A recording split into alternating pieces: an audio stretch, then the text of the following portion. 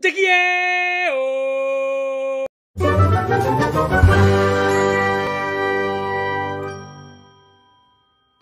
Yo, what's up para penikmat Dupa Nusantara. Bertemu lagi kita di Dupapedia. Hidupkan Dupa, nyalakan bahagia. Petau! Selamat pagi dunia. Bertemu lagi kita bersama saya Inyoman Mahabudi. Masih kita ngoceh tentang Dupa, guys. Sorry ya, sudah beberapa minggu ini saya tidak upload video. Sekarang memang terlalu larut ya dengan keasikan saya meracik Dupa ya. Bahan tuh semakin hari kok semakin dapat banyak gitu loh, aneka yang unik-unik gitu yang kita coba mix up gitu. Jadinya begini, mix up jadinya begini. Itu tuh jadi semakin apa ya? Makin lama tuh makin cinta gitu loh, kayak punya istri gitu kan. Semakin hari tuh semakin cinta. Asik, sedap. Nah, ini seperti resep untuk teman-teman yang ngerasa ya kok kehidupan berumah tangga tuh kok makin garing aja gitu kan. Harusnya ya mindset itu dirubah ya kan. Pasangan kita itu kita jangan berharap macam-macam dari dia ya kan. Ya, justru kitanya yang lebih ke all out gitu loh, ngasih something gitu loh kan, memang pengabdian gitu loh kan. Ya memang kan lu yang milih pertamanya ya. Jadi ya jangan nyesel ya, jalanin aja, lakoni ae sing apik gitu. Asik. Teori doang lu mekuah. Teorinya aja. Tapi kan sebenarnya kalau kita mau melakukan sesuatu kan memang perlu dasarnya ada teori dulu ya kan. Kalau orang bule bilang tuh kan itu namanya standarisasi. Menulis apa yang sudah dia lakukan dan melakukan kembali apa yang dia sudah tulis. Jadi kan review lagi, lakukan evaluasi kan, lakukan lagi feedback, dari feedbacknya evaluasi lagi ya, lakukan lagi feedback, evaluasi. Seperti itu. Nah, makanya nanti akan jadi standarisasi. Hidup kita juga perlu standarisasi ya kan. Kalau nggak standarisasi ya jadi gitu loh, nggak seperti makan sesuatu tuh nggak ada garamnya gitu loh, kurang cihuy ya sih. Nah, sekarang saya mau ngomongin Dupa ini nih. Jadi ini saya udah lama gitu mesen Dupa ini tuh, baru nongol itu beberapa minggu setelahnya. Jadi karena memang saya bilang nih sama yang jual Dupa ini, saya pengen dong Dupanya gitu kan. Diantar sama dia ya kan. Kebetulan saya juga memang pas ke Denpasar juga selalu lupa juga. Jadi memang tidak ada yang salah sih. Gak ada yang salah. Jadi kalau dari segi pelayanan top markotop nih yang melayani penjualan Dupa ini ya. Ini top markotop menurut saya. Kenapa? Karena mau mengantarkan sampai di depan rumah saya. Tapi kan saya ajak ngobrol gitu kan, kita diskusi asik gitu kan. Ini namanya nih Dupa Kemenyan katanya. Rahyang. Wah, ini dari namanya nih kita udah lihat nih, coba lihat nih. Ada mata gitu ya. Ini udah kayak budaya-budaya Mesir gitu kan. dan saya ini sorry ya, ini udah saya robek. Jadi pas lagi beliaunya datang bawa Dupa ini, sudah langsung saya eksekusi Dupanya. Ini udah saya robek. Cuma yang saya salutnya nih, nah dari kemasan ini saya salutnya nih, dia bikin begini nih kan. Jadi si pembeli, penikmat Dupa itu jadi tidak ragu bahwa Dupa ini memang benar-benar sealed. Sudah dikemas dengan rapi ya. Ini udah dibikin kayak hologram gitu kan. Asik ya stikernya. Ini keren, ini kesan pertamanya meyakinkan, begitu menggoda. Nah, apakah benar dia ini Dupa Kemenyan? Kata non kimiawi, non pasupati. Wah, ini cukup jujur dia. Cuma ya memang satu hal ini nanti kita akan bahas ini tentang non kimiawi ini ya. Ada yang sesuatu yang lucu tipis-tipis. Dan ini terkait dengan gimmick yang biasa digunakan oleh teman-teman penikmat alami ya. Coba kita ini sebagai insight aja sih, insight yang baru aja. Semoga teman-teman bisa lebih nambah wawasan aja sih. Dengan nambah wawasan ya nggak gampang dibegoin orang gitu kan. Dan beliau ini nggak cuma bawa Dupa Rahyang ini, mereka juga bawa Dupa ini nih, Dupanya produksi Suryawangi, Gaharu ya. Suryawangi Incense Stick. Nah, bedanya memang katanya nih dari sini kan harganya sama nih. Saya dapat 40 ribuan nih segini kan. Coba kita cek aja guys. Kita cek aja. Oke, kebetulan saya kita punya timbangannya. Jadi ini juga ada yang gaharu, ada yang dari Kemenyan Majegau. Guys, Kemenyan Majegau. Apakah benar dia Majegau? Saya penasaran dengan Majegaunya. Ini beratnya, oh sorry, dia 800 ya. Mungkin kita anggap plastik ini sekitar 16 gram lah ya. Jadi dia 800 gram, yang ini 800 gram. Ini berapa? Kotaknya mungkin kita bilang let's say 30-40 gram ya. Ya ini ya 550 gram, ini 550 gram. Ininya ini 800, harganya sama sekitar 40.000. Nah, cuma saya mau buka dulu ya, seperti apa sih dia aromanya, guys. Nah, dia bilang ini kan dupe Kemenyan.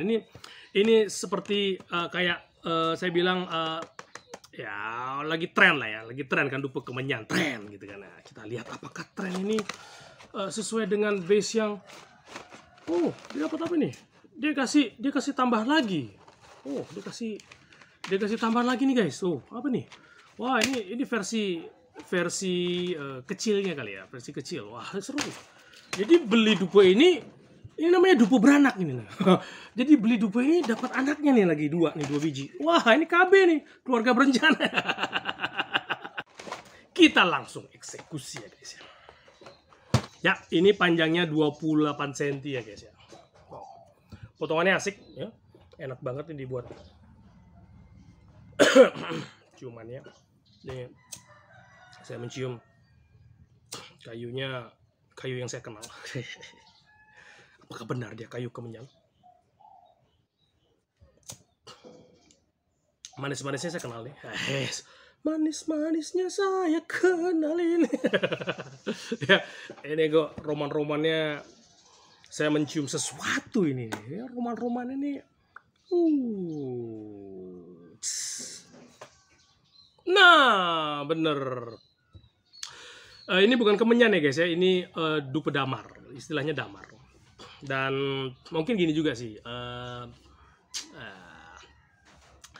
Saya tidak berpihak ke kubu manapun ya. Cuma kebetulan teman-teman yang ngerti Kemenyan itu banyak berhubungan dengan saya gitu. Jadi mereka bercerita banyak, berkisah banyak tentang Kemenyan itu.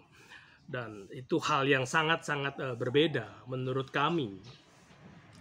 Kubu Kemenyan asli. Jadi menurut kami Kemenyan itu dan damar itu sangatlah berbeda. Dari fungsinya juga berbeda. Damar itu bahkan ada yang hoax ya, kalau orang bilang hoax ya, zaman dulu tuh bukan hoax ya istilahnya. Jadi deviasinya terlalu melenceng pemahaman tentang bahan-bahan kayu bernama. Jadi damar itu juga di beberapa daerah tuh diselewengkan menjadi yang namanya gaharu madu. Padahal gaharu madu tuh nggak ada yang namanya gaharu madu.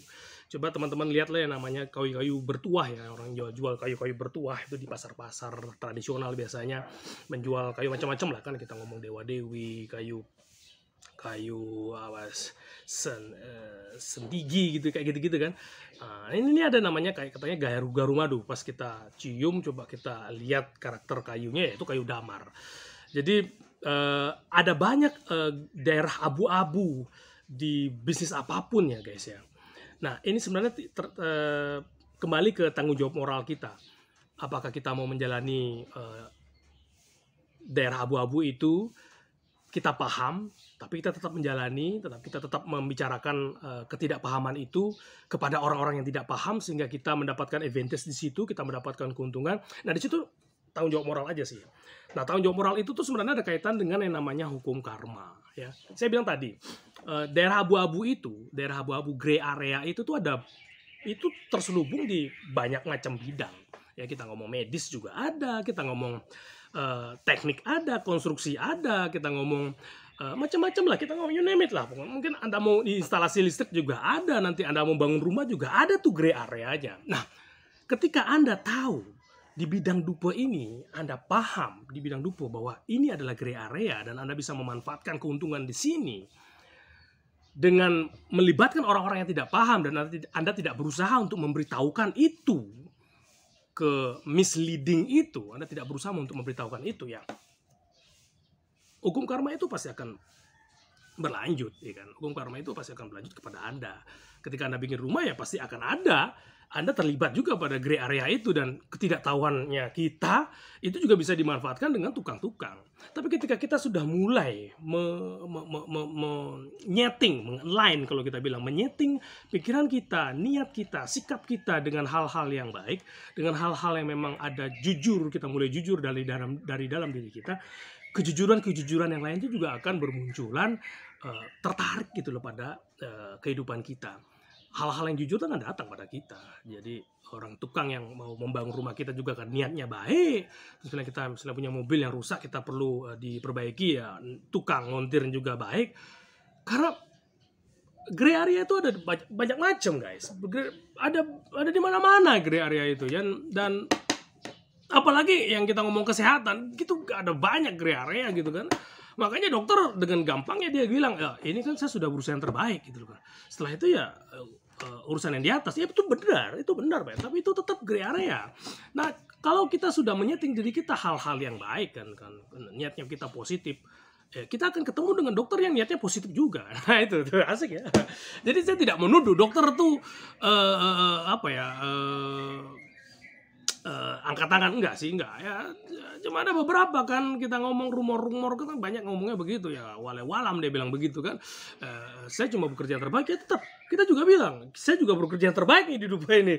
Terserah Anda mau percaya atau tidak, kan seperti itu ya. Jadi kan kurang sak aja rasanya kalau kita membicarakan seperti itu. Tapi kalau kita sudah mulai niat baik, kita udah menyampaikan ini damar, ini kemenyan, atau ada bahkan lagi lebih parah, kopal lebih murah lagi, guys. Jadi kalau kita ngomong damar itu bahannya tuh 60.000, 50.000 lah per kilo kan, ya bahannya yang udah jadi getah itu. Kemenyan itu ya random juga sih, sekitar 300, 400, bahkan ada yang 800, 1 juta per kilo. Kalau kita ngomongnya paling rendah aja 300, itu sudah 5 kali lipat harganya. Dan orang dengan gampangnya aja menulis ini dupe kemenyan gitu. Ya kan?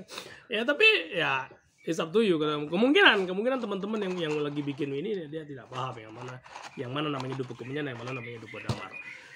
Dalam konteks ini saya bikin video ini tidak ada unsur menghina, tidak ada unsur mendiskreditkan. Ini hanya untuk menambah wawasan baru untuk teman-teman yang memang niat banget. Ini udah bagus, niatnya udah bagus, dia bikin natural segala macam.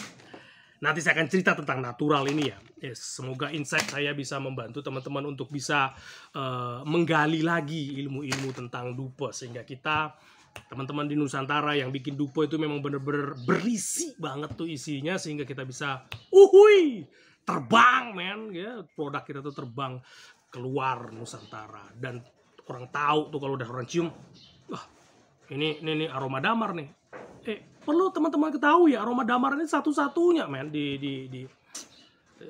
di dunia. Cuma kita yang punya, orang Nusantara yang punya, beneran. Orang India aja ngambil damar di kita kok, beneran. Percaya sama saya. Jadi jangan sungkan-sungkan kalau nih teman-teman kalau mau beli nih, mau penasaran seperti apa sih aroma damar yang dibilang sama Mahbudi itu. Nah, ini dibilang sama Dupepedia nih. Beli nih coba di pasar. Beli nih, cari ini dupe kemenyan ini. Bakar. Ini bukan dupe kemenyan, ini namanya damar. Tapi jangan khawatir, damar itu juga pasti punya ciri khasnya. Walaupun fungsinya berbeda banget dengan kemenyan. It's totally different, 180 derajat bagai bumi dan langit. Hehehe.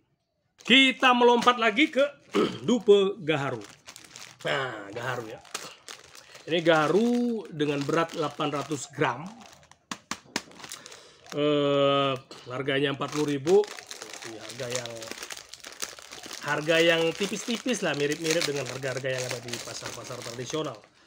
Jadi memang ini saya sempat ngobrol juga sama penjualnya.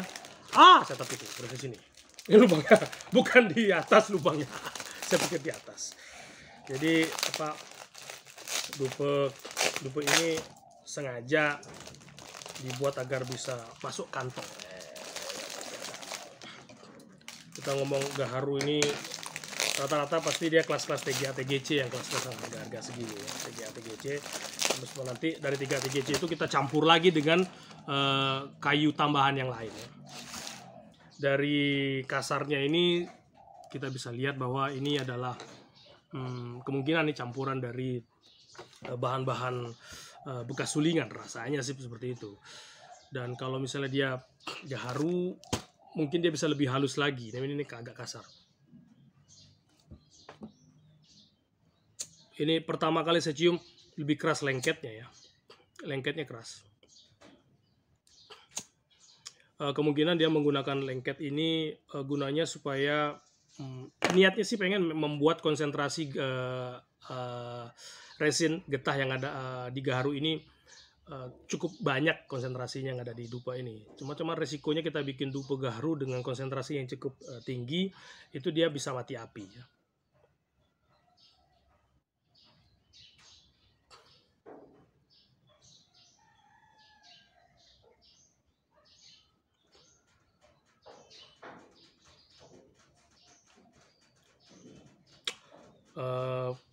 Konsentrasi gaharunya tidak begitu banyak. Ini persis kalau kita minum susu. Saya cerita kembali ya, saya punya dosen gitu, waktu dulu saya kuliah. Dipanggilnya saya, "Le, kamu sudah minum susu nih?" Saya bilang aja sudah gitu kan, biar nggak panjang urusannya, walaupun saya nggak minum susu. Ya sudah Pak gitu kan. Nah ini si Tole ini kalau minum susu ya, dia ambil air seember, dia masukkan susu 2 sendok. Udah, itu namanya minum susu. Jadi istilahnya minum susu, tapi konsentratnya terlalu kecil untuk dibilang itu kualitas susu. Jadi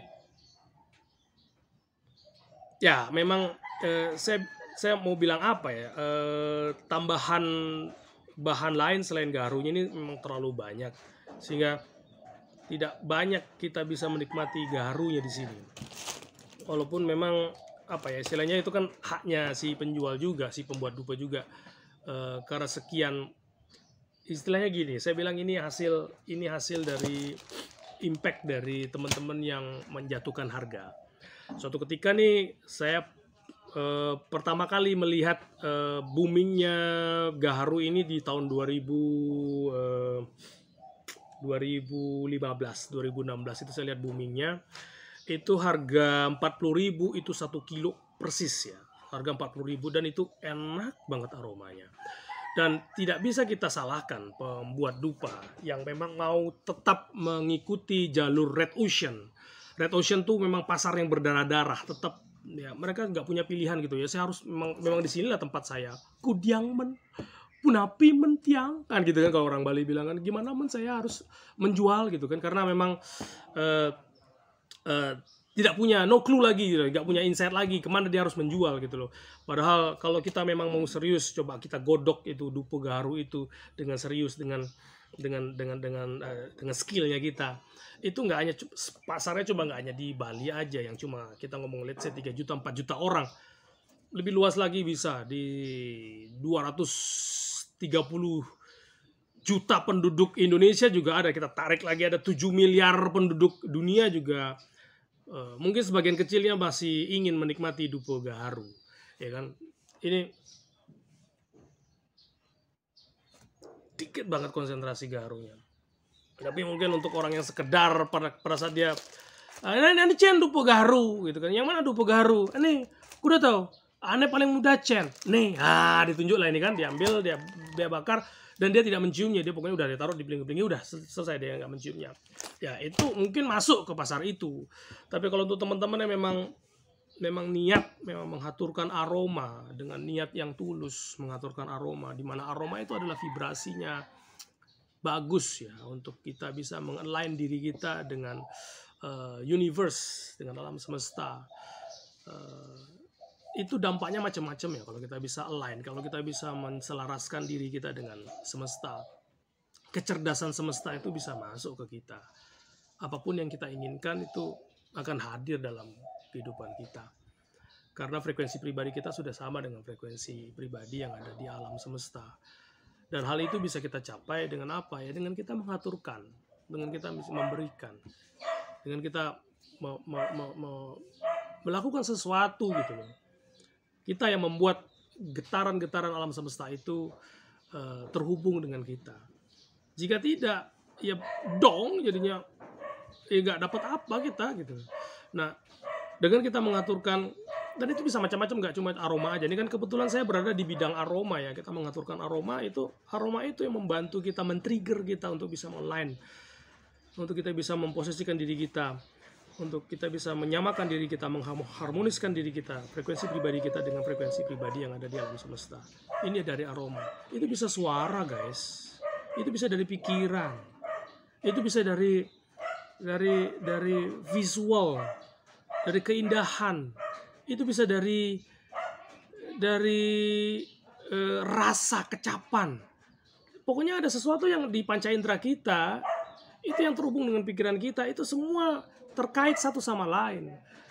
Karena segala sesuatu yang ada di kehidupan ini itu bergetar, itu lo getaran. Dia memiliki konstan getaran yang konstan gitu, constant vibration. Dan masing-masing itu akan berwujud berbeda-beda tergantung dari kecepatan dari getaran itu. Nah, semakin tinggi kecepatannya, frekuensinya semakin tinggi, maka kita pun akan bisa lebih loss gitu loh untuk meningkatkan tahapan diri kita. Ya, tahapan diri kita itu apa? Mulai tolak ukurnya kan dari getaran vibrasi kita. Ya, vibrasi kita akan meningkat ya, dengan cara apa ya? Dengan bantuan itu, trigger bisa dari aroma, bisa dari suara gamelan, suara musik-musik yang indah yang ada di gereja, lantunan lantunan dari solawat. Saya banyak macam ya, kalau kita ngomong dari banyak jalan itu semuanya indah, men. Terdengar indah sekali. Coba aja lihat teman-teman muslim yang sedang baca Al-Quran, indah sekali suaranya, indah sekali. Apalagi yang sedang bersenandung, tentang teman-teman yang kejawen bersenandung, itu indah sekali. Ada mantra-mantra, teman-teman yang sedang melantunkan mantra-mantra, indah sekali. Terkadang memang ada reaksi yang bisa kita munculkan, itu tuh hati yang sedang bergerak, yang kita sedang, saking indahnya gitu, netes gitu air mata tuh kan. Jadi ini bukan perkara ini agamaku, ini keyakinanku, bukan, tapi ini tentang keindahan, men. Keindahan yang semua orang punya jalannya untuk mengaturkannya ke alam semesta ini, dan semua orang punya tujuan yang sama. Ada orang yang bilang surga, ada orang yang bilang moksa, ada orang yang bilang macam-macam, men. Ada orang yang bilang macam-macam. Jalanmu beda-beda. Tapi nanti intinya apa? Kita mengharmoniskan antara diri kita pribadi dengan alam semesta. Sehingga apa yang terjadi ya, nanti akan naik lagi tingkat tatuamasi. Aku adalah kamu, kamu adalah aku. Aku akan merasakan apa yang kamu derita. Aku akan merasakan apa yang kamu bahagia, sedang kamu bahagia, kamu lagi senang. Aku akan rasakan itu. Dan apa yang terjadi ya, Om Loka Samasta Sukino Bhawantu, jadinya semua makhluk berbahagia. Kita doakan semuanya ya juga, intinya kena juga ke kita. Jadi kembali ke Dupa Garu ini ya, ini penilaian saya cukup objektif ya. Jadi saya tidak bermaksud untuk mendiskreditkan dari produk ini. Mungkin teman-teman yang buat dupa ini memang mau menselaraskan dengan pasar Red Ocean. Tapi satu hal yang saya ingatkan, ketika Anda berada di pasar Red Ocean, berhati-hati. Karena itu nanti akan jadi senjata makan tuan. Teman-teman yang memang tidak paham mungkin dengan yang namanya persaingan yang ada di Bali khususnya, tertarik gitu untuk membeli dupa ini misalnya, untuk dia bawa nanti keluar, ya kan? Pas dia lihat, dia beli, pas dia bakar, ini dupa apa? Ya kan? Ya, jadi memang tolak ukurnya berbeda. Kalau kalau kita ngomong tolak ukurnya harga, kualitas kita pasti akan menurun. Tapi kalau kita tolak ukurnya adalah kebahagiaan, tolak ukurnya kita adalah kepuasan dari teman-teman yang menggunakan dupa itu nanti, kualitas itu akan bersemi dengan indah. Oke, ini harus sudah nih, sekarang ke Menyan Majegao. Kita eksekusi. Surya Wangi. Namanya bagus. Surya Wangi. Ya. Surya itu menerangi tanpa pilih-pilih kasih. Ya.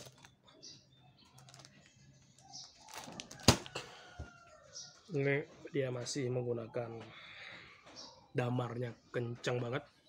Dari sini udah kecium damarnya. Tapi hati-hati ya teman-teman yang mau mau biar kelihatan kelihatan trennya tuh sama dengan dupa-dupa yang ada di pasar, terus menggunakan damar ini dengan kelewat gitu loh. Over tuh bikin masuk damarnya. Damar ini dia bisa mematikan getahnya itu kan keadaan ini nanti akan terbakar, kan akan mencair tuh. Nah itu dia bisa mematikan. Hati-hati, ini bisa mati api kalau terlalu banyak konsentrat yang kita masukkan di damar ini di dupa. Hati-hati. Dan satu lagi, kalau kita mau mengkombinasikan seperti ini, ada kombinasi damar bajegao atau damar gaharu, kurangi porsinya di si damar dibandingkan dengan gaharu, karena damar tuh mendominasi sekali. Bener, ini ada damar. Jadi majegaunya sama sekali nggak kecium, dan masih ya tetap ya pertempuran ya, kita perselisihan lagi berargumen lah ya tentang majegau mana yang namanya gaharu mana gitu kan. Masih saya masih selalu mendengar nih teman-teman yang punya pendapat bahwa majegau itu adalah hal yang berbeda dengan gaharu. Bahkan ada yang tetap kekeh bahwa gaharu itu ya majegau gitu kan. Ya sudahlah, kita nikmati aja. Ya, tidak ada yang salah dan tidak ada yang benar. Kalau ngerasa ada yang serk gitu dengan majegau, ini majegau gitu, ya udah fine, is fine gitu loh kan. No problem gitu. Itu persis seperti gini loh. Kalau saya mau cerita sedikit ya tentang hal ini nih. Ini kan dari dulunya mungkin orang ngomong ini lo majegau gitu kan. Nanti tuh lama-lama tuh nyimpang jadi nyablirnya parah gitu. Persis kayak nih bapak saya almarhum waktu kuliah dulu kan, itu dia mau ujian ya kan. Mungkin saya kan pernah cerita di video yang sebelum saya pernah cerita tentang cerita ini. Bapak saya mau ujian, jadi karena dia punya kebiasaan kalau mau ujian tuh sakit kepala, jadi dia selalu menyiapkan kayak obat gitu kan, obat sakit kepala ya kan, dia masukkan di kantong kemejanya. Nah suatu ketika sebelum ujian itu kancing bajunya lepas gitu, jadi daripada dia buang nanti dia tunggu nanti akan aku jahit lah gitu setelah ujian, dia masukkan di kantong baju. Nah ujian udah lagi berlangsung nih kan, bener sakit kepala cut gitu kan. Nah mulai langsung dia tanpa pikir panjang dia ambil sesuatu di kantong bajunya, dia makan, dia minum gitu kan, hilang sakit kepalanya. Udah dia tulis lah kan ujiannya selesai. Kemudian pas sampai pulang beliau itu baru menyadari bahwa yang dia minum itu tuh kancing bajunya, karena obatnya masih. Jadi itu namanya kita bilang efek placebo. Kalau kita ngomong ilmu modernnya itu efek placebo. Jadi kalau Anda meyakini itu benar, ya itu benar, men. Jadi kemungkinan nih kalau almarhum bapak saya tuh membuatkan standarisasi, kita ngomong standarisasi di awal. Dia membuat standarisasi, dia turunkan tuh ilmunya ke anak-anaknya. Nak, kalau kamu sakit kepala, kamu minum kancing baju aja.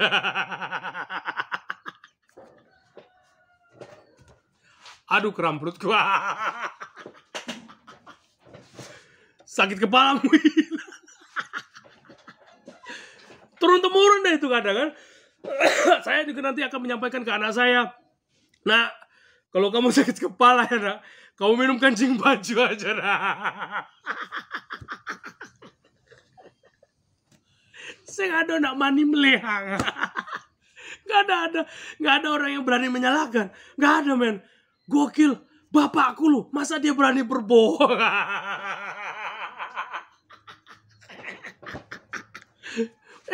Terus anakku juga bilang, itu bapakku loh yang ngomong, masa dia berani berbohong sama anaknya sendiri?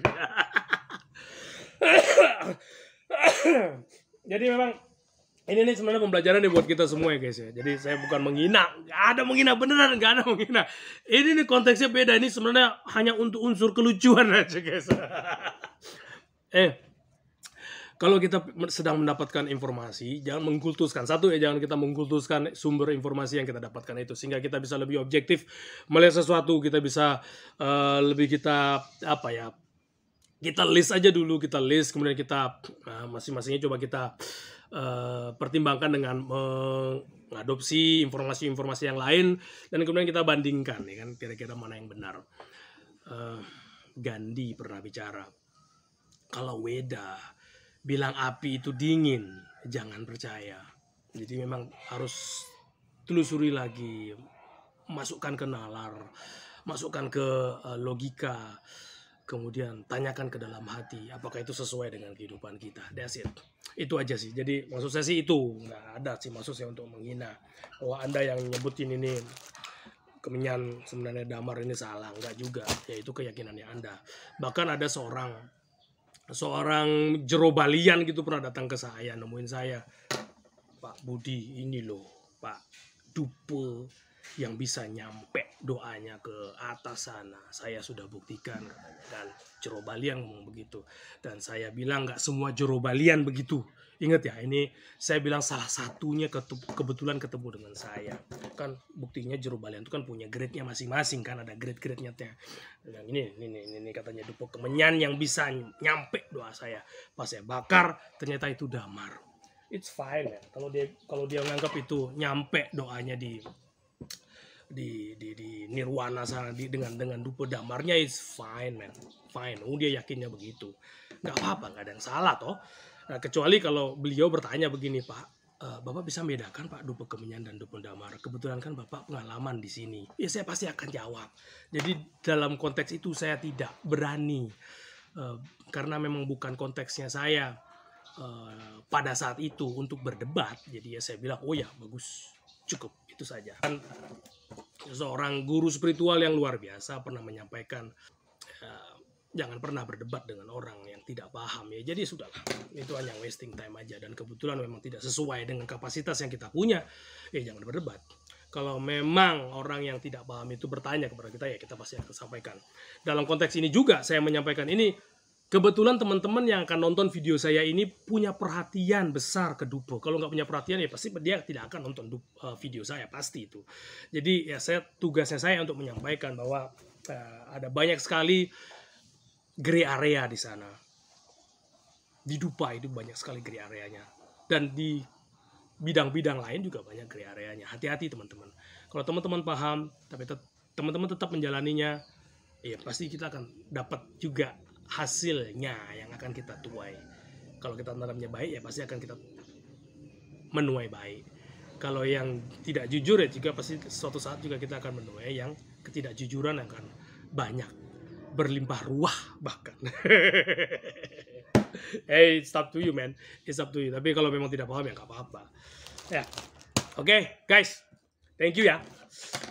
Saya masih perlu saran, komen, kritik apa aja lah yang sifatnya membangun channel ini. Dan makasih ya komen-komen, pertanyaan-pertanyaan yang selama ini seliweran itu di berandanya saya. Dan mohon maaf, mungkin ada beberapa yang memang tidak stabil ya. Saya kan, ya kadang-kadang saya memang bikin gitu kan, teman ada yang nanya, Pak videonya mana? Oh iya ya, saya perlu bikin video. Saya lupa kacang sama kulitnya nih. Jadi padahal teman-teman ya gara-gara video saya bikin channel tentang dupa ini, teman-teman di luar Bali tuh banyak yang kenal dengan saya. Ya harusnya saya tetap iya bikin dong ya, konsisten dong ya. Oke. Dan saya mohon maaf ya teman-teman, mungkin ada perkataan saya yang menyinggung.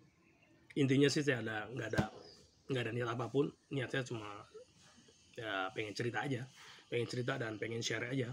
Kebetulan saya paham, dan mungkin teman-teman ada yang melihat ketidakpahaman saya, ya silakan.